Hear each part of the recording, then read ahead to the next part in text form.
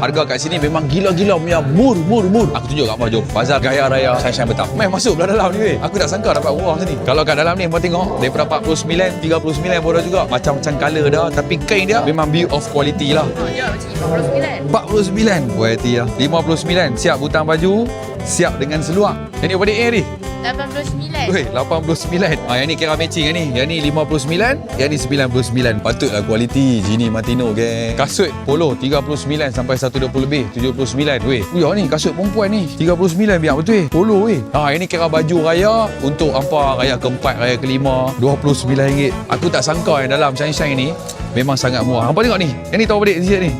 RM19, RM19, RM20, RM30. Beli bang, banyak-banyak bang. Beres. Shopping bang. Weh, 18 biar betul. Serius lah. Nak pergi umrah dah. Bye-bye.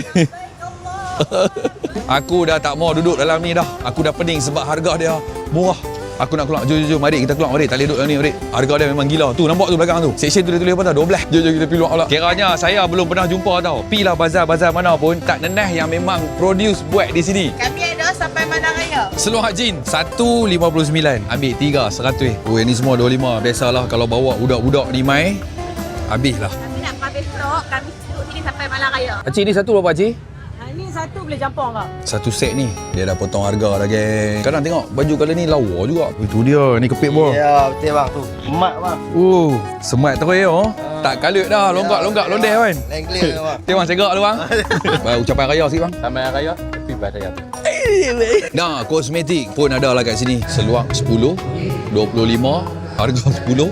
Okey lah weh. Murah weh, murah. Blouse 25. Shawl, yang ni ada 12. Lepas tu ada 29. Yang ni ada corak baru dah 10 lah. Kebaya 100. Budak-budak 50 geng. Mai sampai ujung ni ada Mitsui ni. Tak cukup pada tu, belakang ni pun ada juga ni. Pak Din, kopi ais ada, semua tahu bakar apa semua macam-macam lah. Yang ni baru betul colek cicah ni, abang model. Ni lah bang, penuh gaya bang.